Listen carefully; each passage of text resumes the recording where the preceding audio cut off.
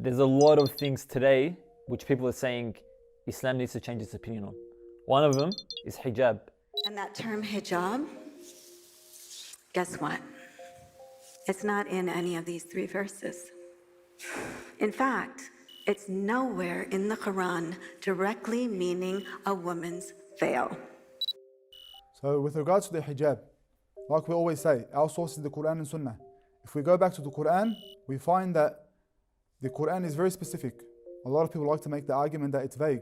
These verses were left intentionally vague. But with regards to the hijab, it's specific.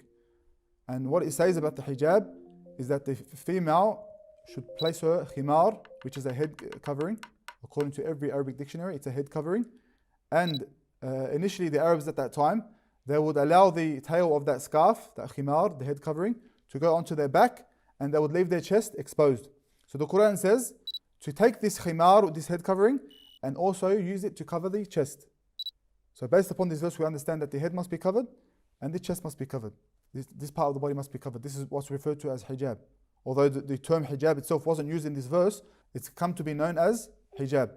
People might say that the hijab is attached to modesty, and modesty is understood differently today than it was then. That was the cultural norm then, and now it's a different cultural norm now. So therefore, why can't hijab also change? Why can't it be less or more?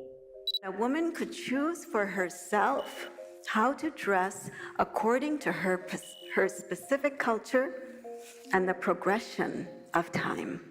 Obviously, we understand that the reason for this is modesty, that the female should be modest. But our understanding of what is modest is according to how Allah Azza wa Jal in the Quran and Sunnah has taught us to be modest.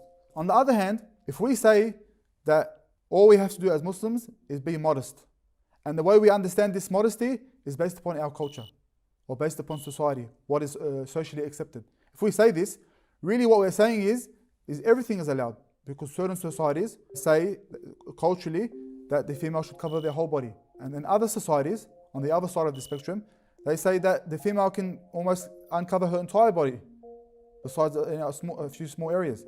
By saying that the ruling is based upon modesty, and we are allowed to understand modesty based upon certain culture or certain societies, what we're actually saying is everything is allowed, from the start of the spectrum to the end of the spectrum.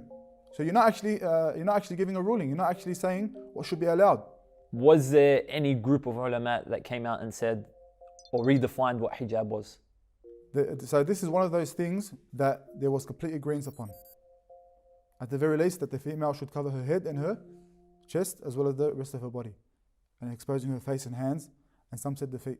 This is something where the ulama of our tradition from the time of the Prophet ﷺ have agreed upon. So it's actually quite bemusing that we have certain people in our times who come along and say that all of these ulama got it wrong. Is that something which is realistic? Thousands upon thousands of ulama, experts, have got it wrong, and now just by sheer coincidence, few Muslims have come along and said, now I've got the correct understanding. While every single other scholar, hundreds of thousands of scholars, got it wrong.